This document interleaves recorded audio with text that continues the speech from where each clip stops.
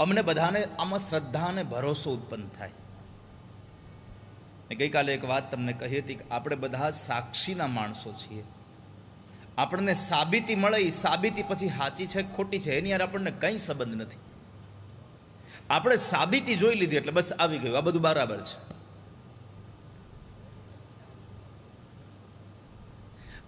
આપણે કોઈ પણ વસ્તુ લઈ આવીએ,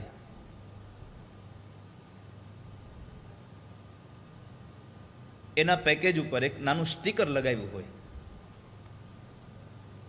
એ સ્ટીકરમાં એક ડેટ લગાવેલી હોય કે આમાં આની અંતિમ તારીખ આ છે.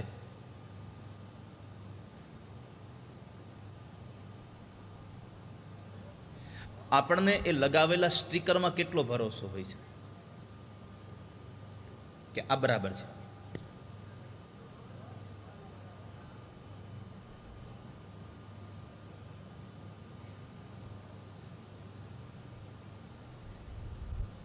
જ્યાં સુધી આપણને સાબિતી ન મળે ત્યાં સુધી આપણે એમાં 100% ભરોસો નથી કરતા.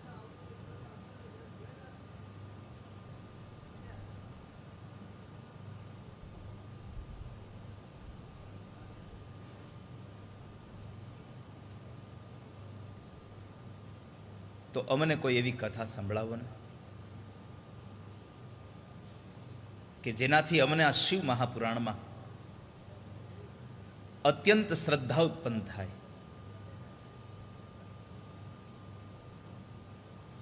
અમને ભરોસો ઉત્પન્ન થાય કે આ શિવ મહાપુરાણ અનાયાસે પણ પાપમાંથી મુક્ત કરવાવાળી કથા છે.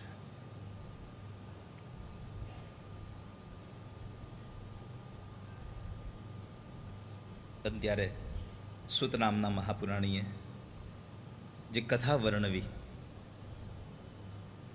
એક દેવરાજ નામના બ્રાહ્મણ, મહાદેવ સૌનું કલ્યાણ કરે ને આમ પણ શિવ અર્થ જ, શિવ નામનો અર્થ જ કલ્યાણ છે.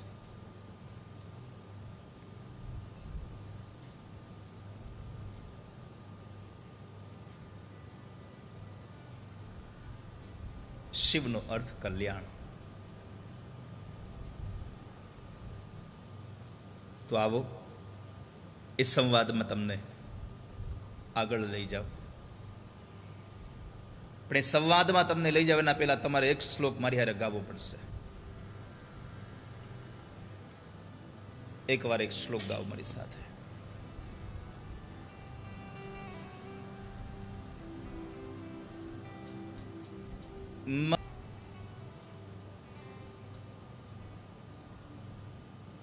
नाम है तेरा तारणहारा, कब तेरा दर्शन होगा, जिसकी प्रतिमा उतनी सुंदर, वो कितना सुंदर होगा.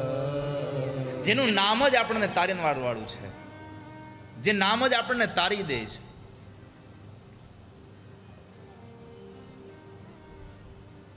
જો તમને કહી દો એક છોકરા, આ કથા આપણી એવી છે કે આમાં છે ને અંદરથી જે આવશે ને એ જ બારું આવશે, નક્કી થયેલું કાંઈ નહીં આવે.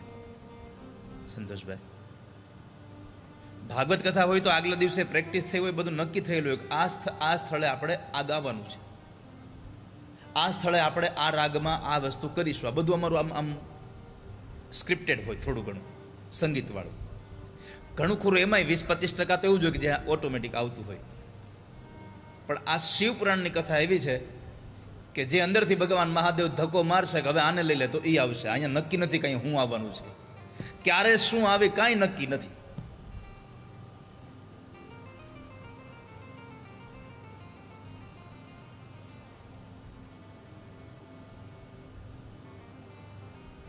મને એક વાત એ નથી સમજાતી, આ મનોરથી પરિવાર આમ સાઈડમાં કેમ બેઠો છે આખો? હે,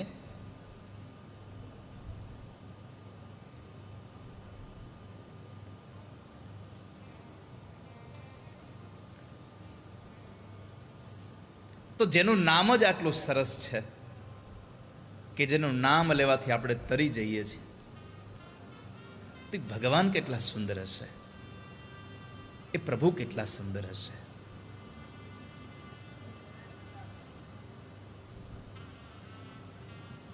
તો શૌનકોએ પ્રશ્ન કર્યો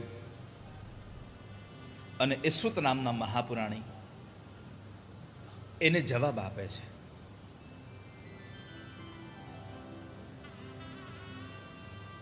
આસીત કિરાત નગરે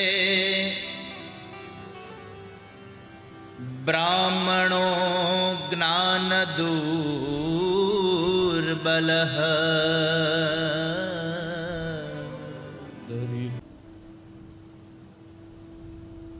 ચારેય વર્ણના લોકો રહેતા હતા, પણ એમાં પોતાના સ્નાન અને સંધ્યાવંદન કર્મથી ભ્રષ્ટ થયેલો, સંધ્યાવંદન છોડી દીધેલું અને વૈશ્યવૃત્તિમાં પોતાના મનને તત્પર રાખતો એક માણસ દેવરાજ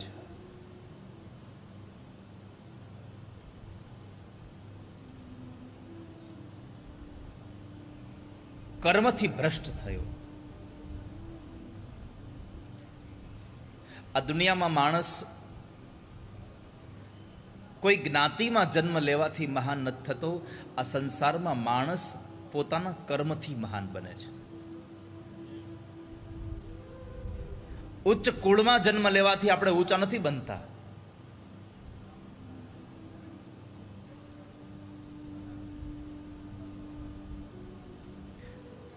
આ બ્રાહ્મણની કથા છે.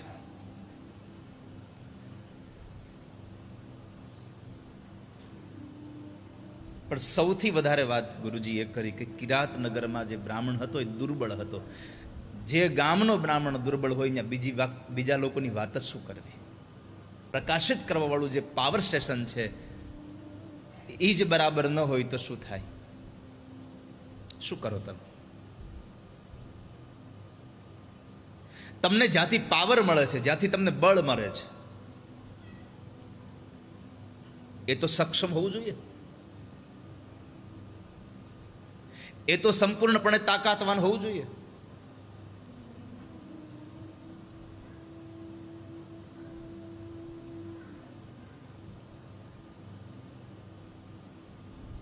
સૌથી મોટો દુર્ગુણ આ માણસનો એ હતો કે તેના ઉપર જે માણસો ભરોસો કરે એ માણસનો ભરોસો તોડી નાખતો હતો.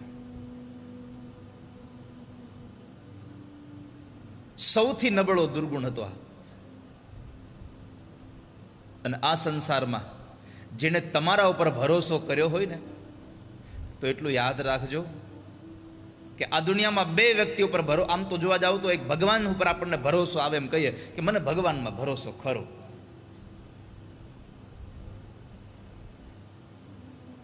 મને ઈશ્વરમાં ભરોસો ખરો.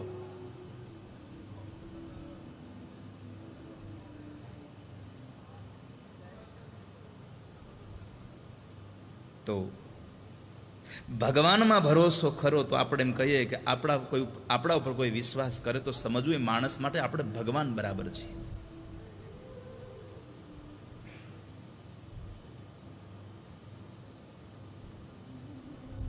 આપણે ઈશ્વર બરાબર છે.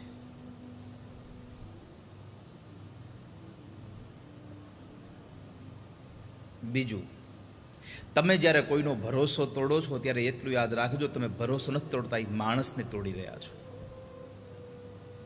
એ માણસ પોતે તૂટી રહ્યો છે.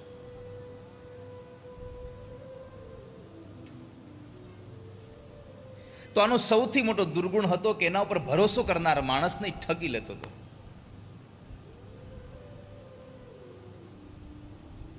કોઈ પણ માણસને ગમે તે બહાને મારીને પણ એની પાસેથી ધન પડાવી લેતો હતો.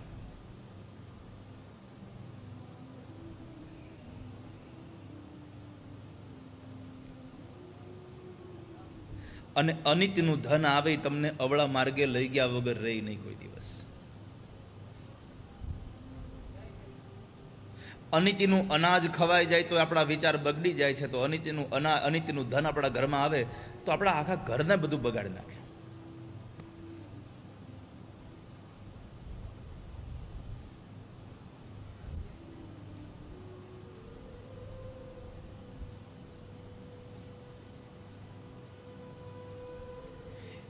એક હાસ્યની વાતમાં એક કલાકાર હકાભા ગઢવી એક બહુ સરસ હાસ્ય સાથે એક વાત કરે છે.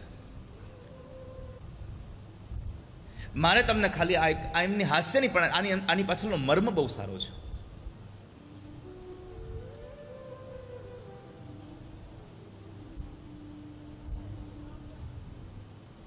કે અનિતિનું અનાજ અનિતિનું ધન ઘરમાં આવે તો બુદ્ધિ ભ્રષ્ટ થઈ જાય. અનેક લોકોને મારીને પણ આ દેવરાજ નામનો બ્રાહ્મણ બધાનું ધન પડાવી લેતો હતો. અને બીજાનું ધન પડાવી લો પછી તમારા ઘરમાં શાંતિ ન રહે. આ મહાભારતમાં તમે જુઓ તો 100 કૌરવો હતા, પાંડવોના ભાગનું પણ પોતે એ ભોગવી રહ્યા હતા. સંપત્તિ અઢળક હતી, શાંતિ જરાય નહોતી. આ દુનિયામાં સંપત્તિ કેટલી છે બહુ અગત્ય નથી, તમારા ઘરમાં શાંતિ કેટલી છે મહત્વનું છે.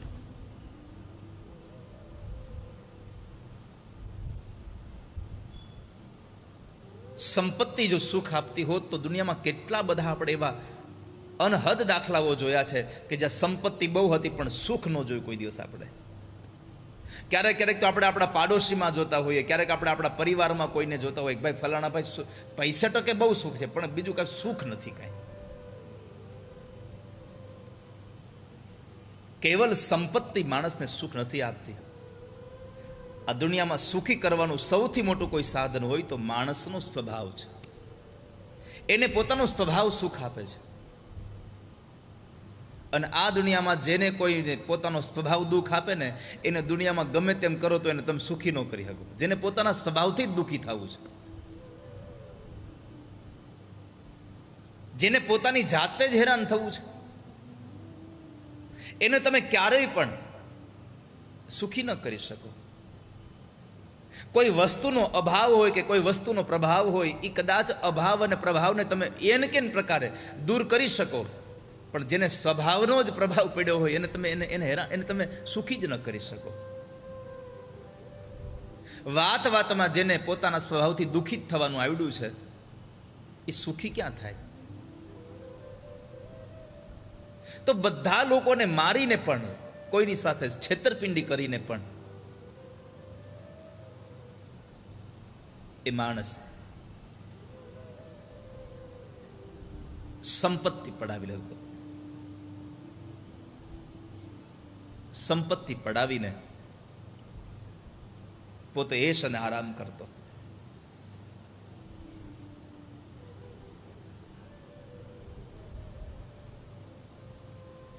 એક વખતના સમયે આ દેવરાજ નામનો બ્રાહ્મણ એક તળાવમાં નાહવા માટે ગયો.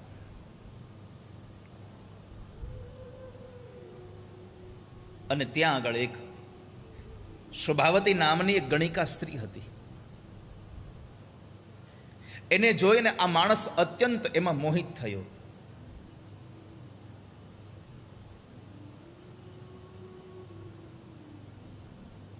પોતાનું મન એમાં લાગી ગયું. એની સાથે વાર્તાલાપ કરવાનો પ્રારંભ કર્યો. એને વાતોનો પ્રારંભ થયો અને આ સંસારમાં વાર્તાલાપથી જ પ્રીતની વૃદ્ધિ થતી જાય.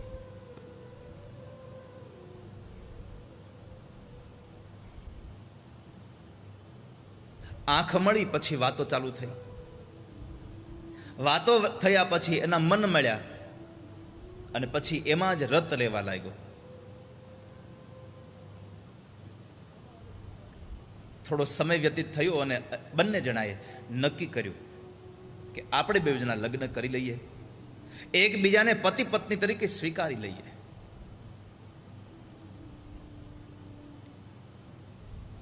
આમ કરતા કરતા બંને જણા ખૂબ વિહાર કરતા રહ્યા. ખૂબ વિહાર કર્યો, લાંબા સમય સુધી વિહાર કર્યો.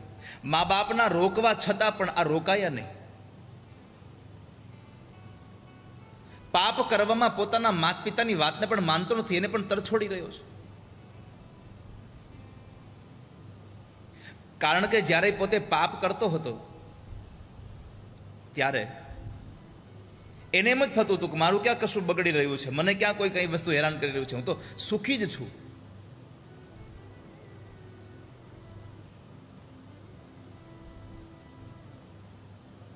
કોઈની વાત નહોતો માનતો.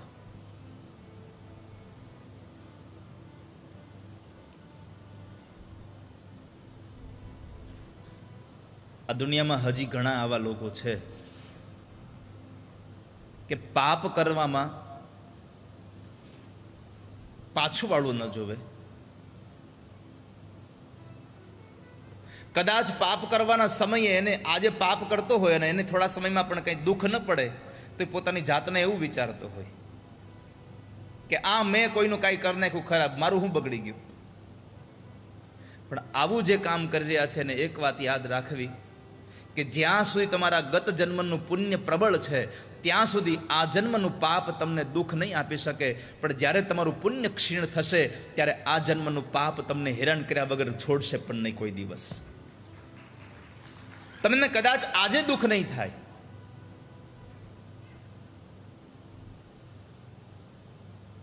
પણ આજ નહીં તો કાલે તમને હેરાન ગતિ તો થવાની એ વાત બાકી છે. શેનું છે કતારું?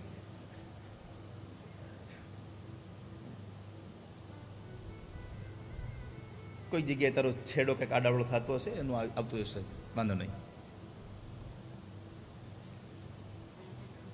ક્યારેક ક્યારેક માણા જેવો માણા ચૂપ થઈ જાય, માણા જેવો માણા બોલવા લાગે. આ તારા બધા ઇન્સ્ટ્રુમેન્ટ છે, ઇલેક્ટ્રિક છે ને.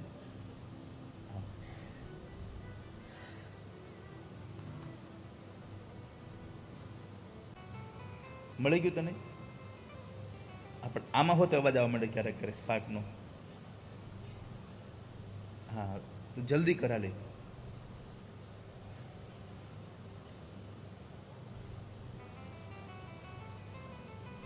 હવે વિસલ વાગે ને ત્યારે તમે કોક એની સામું જોજો, એટલે મારે જોવું નહીં હોય.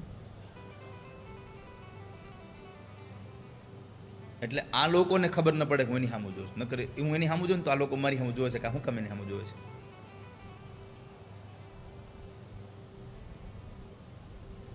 પાપ કરવામાં માણસ પોતાના મા બાપની વાત નતો માનતો.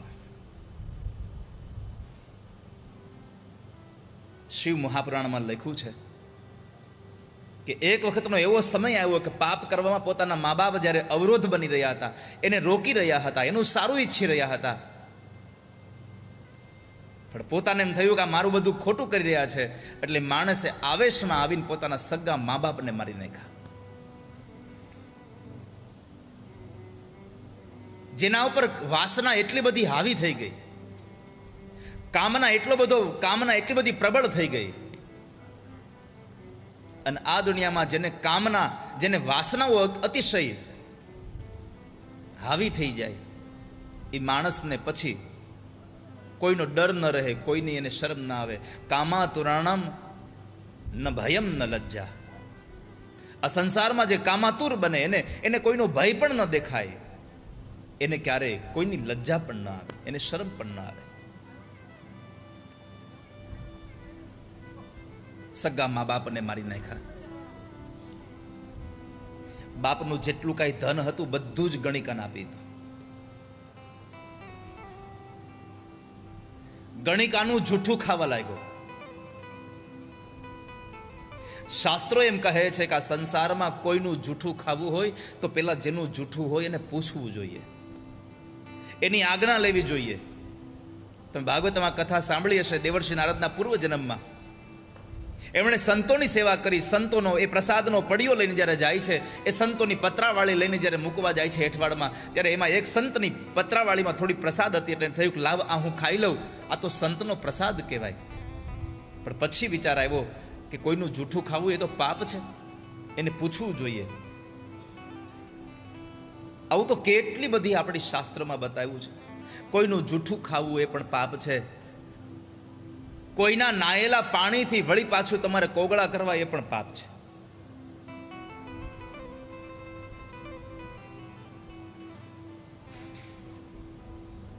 તો દેવર્ષિ નારદે સંતોને પૂછેલું કે બાપજી હું આ પ્રસાદ લઉં. સંતોએ હા પાડી, પછી એને પ્રસાદ લીધો. અહીંયા ગણિકાના એ જૂઠા અન્નને આ માણસ ખાવા લાગ્યો, એ પાપને ખાઈ રહ્યો છે. ગીતાજીમાં ભગવાન એમ કહે છે કે જે માણસ કોઈનું જૂઠું ખાય એ તામસ પ્રકારના ગુણોને પ્રાપ્ત કરે છે. પૂછા વગર ખાવું એ તામસ પ્રકારના ગુણોને પ્રાપ્ત કરવા જેવી વાત છે. સમય ઘણો વ્યતીત થઈ ગયો. એક વખતના સમયે આ દેવરાજ બ્રાહ્મણ ભટકતો, કારણ કે સંપત્તિ હોય ત્યાં સુધી થાય. પછી જે માણસને ખાલી કોઈનું પડાવીને જ ખાતા આવડતું હોય એનો એક સમય તો એવો જ આવે કે જેને ભટકવાનો જ વારો આવે.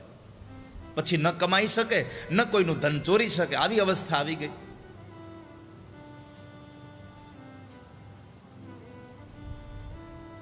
જે ગણિકા માટે પોતાના મા બાપને મારી નાખ્યા તે ગણિકાને આપેલું ધન એ ગણિકા લઈને જતી રહી.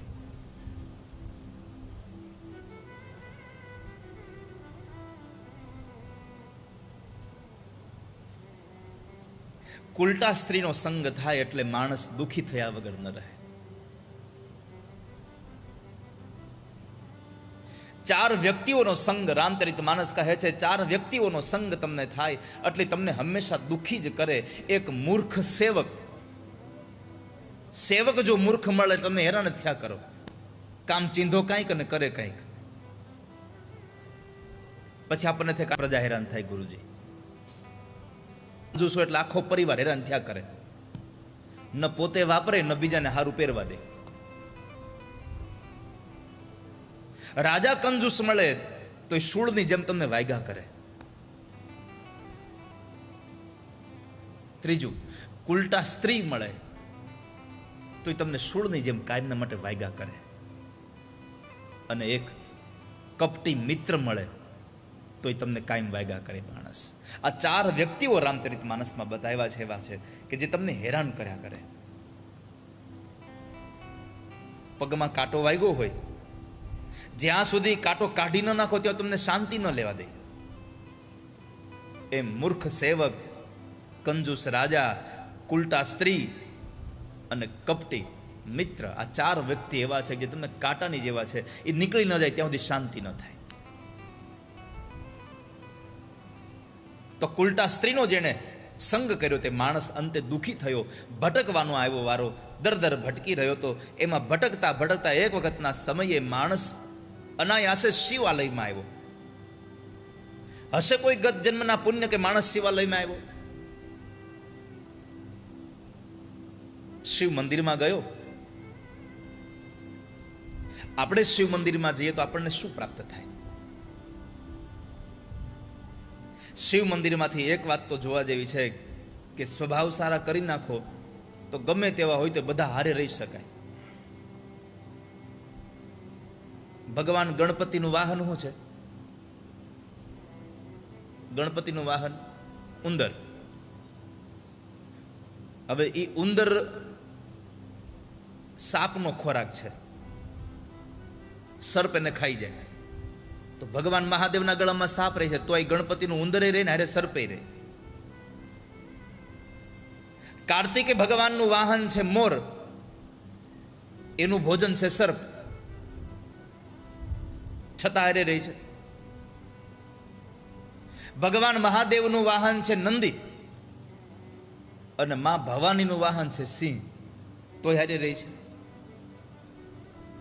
બધાના વિપરીત સ્વભાવ છે છતાં પણ સાથે રહી શકાય જો પરિવારમાં એકતા હોય. આ આપણને બધાને આ પ્રસંગો બતાવે. આ શિવ મહાપુરાણના, આ શિવાલયના આ પ્રસંગો.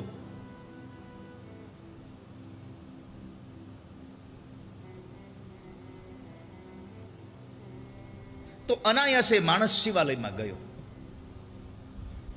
અને શિવાલયમાં ગયો. જ્વર બહુ હતો, તાવ બહુ હતો, પડ્યો છે માણસ.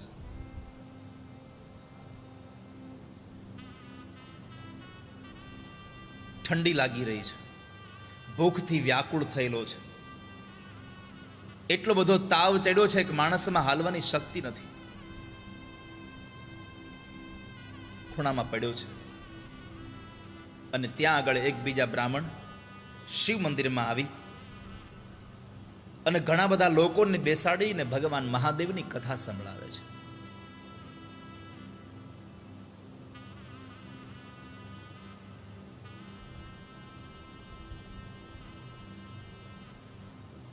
ભગવાન મહાદેવનું એ દિવ્ય ચરિત્ર જ્યારે સંભળાવી રહ્યા હતા, તાવના લીધે ત્યાં રહેતો એ બ્રાહ્મણ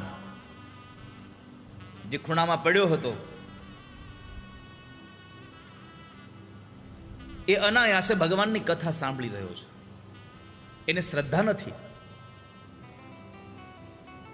એને કોઈ ભાવે નથી કે હું કથા સાંભળું.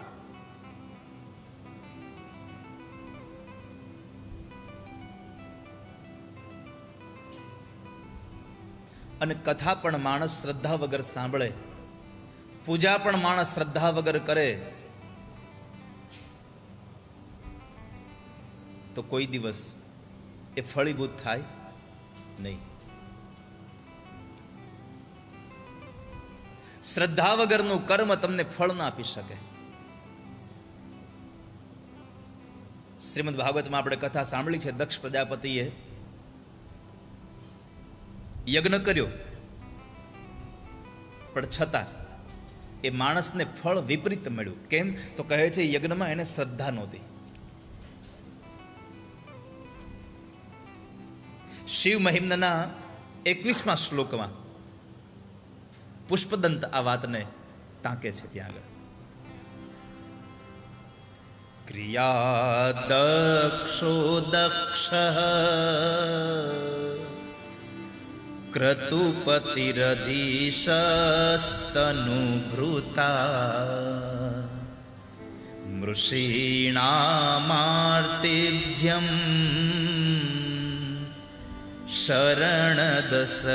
શરણદસદસ્યા સુરગણા. પણ પ્રભુની કથા એવી છે કે તમે ભાવથી સાંભળો, કુભાવે સાંભળો, સાંભળો એનું કલ્યાણ થાય. ભગવાનની કથા જે સાંભળે એનું કલ્યાણ થાય. એનો પ્રત્યક્ષ ઉદાહરણ અહીંયા દેવરાજ નામનો બ્રાહ્મણ છે કે જેમણે જ્વરને લઈ અને મંદિરમાં પડેલો હતો, છતાં પણ એના કાનમાં ભગવાનની કથા ગઈ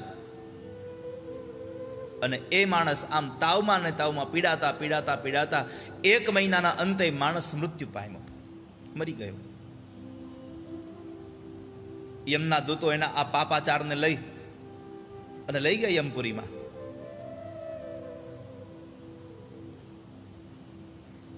જ્યારે યમપુરીમાં લઈ જાય છે ત્યારે ભગવાન મહાદેવના દૂતો આવી, ભગવાન મહાદેવના ગણો આવી અને યમના દૂતોને મારીને એ બ્રાહ્મણને છોડાવી વિમાનમાં બેસાડી અને કૈલાસમાં લઈ જવા તૈયાર થયા.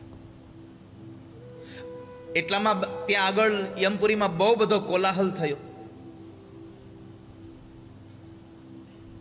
એટલે યમરાજ ધર્મરાજ બહાર આવ્યા. આવીને જુએ ત્યાં શિવ દૂતો હતા, પોતાના દૂતોને મારે ખાયેલા લઈ આવ્યા. એટલે અમને ભગવાન મહાદેવની આજ્ઞા થઈ એટલે અમે આવ્યા છીએ. તમે વિચાર કરો, જે માણસે પાપાચાર કરવામાં પાછું વાળું જોયું નહીં, અનાયાસે પોતાની આવશ્યક પ્રમાણે મંદિરમાં રહેવા માટે ગયો, ક્યાંય જગ્યા મળી નહીં એટલે મંદિરમાં રહેવા ગયો. ત્યાં આગળ તાવના લીધે હેરાન થઈને પડેલો એ દેવરાજ ભગવાન મહાદેવની અનાયાસે કથા સાંભળે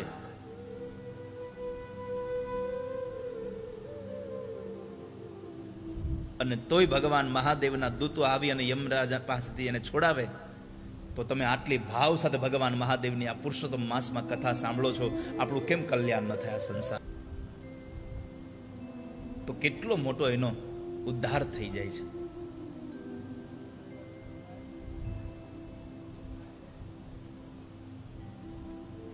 એટલે તો એક ચોર એના છોકરાને કહેતો હતો, એક ચોર એના છોકરાને કહેતો, દીકરા તું બધું કરજે પણ કોઈ દી કથા સાંભળતો નહીં. તો કે બાપુજી તમે કથા સાંભળવાની કેમ ના પાડો છો? તો કહે છે કથા સાંભળવાથી માણસનું જીવન બદલાઈ જાય છે. અને બન્યું તું એવું.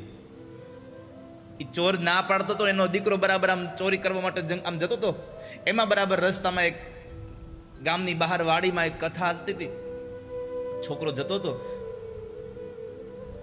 બાપુજીએ કીધું તું કથા સાંભળતો ને એટલે બે કાનમાં હાથ નાખ્યા, કારણ કે નીકળવાનું તું કથા મંડપ પાસેથી, એટલે બે કાનમાં આંગળીઓ નાખી હતી, કથા નથી સાંભળવી. પણ જેવો કથા મંડપની નજીક આવ્યો ત્યાં પગમાં એક એને કાંટો વાગ્યો. હવે કોઈ પણ સંજોગોમાં એ કાંટો કાઢવો પડે એમ હતો, એટલે એક કાનમાં આંગળી આમ રાખી અને બીજા હાથથી એને કાંટો ખેંચો અને વળી પાછી આંગળી નાખી દીધી. કાંટો ખેંચીને આંગળી નાખે એટલી વારમાં ખાલી એટલું એના કાનમાં પડ્યું કે આ દુનિયાનું બધું જ કામ ભગવાન જોવે છે.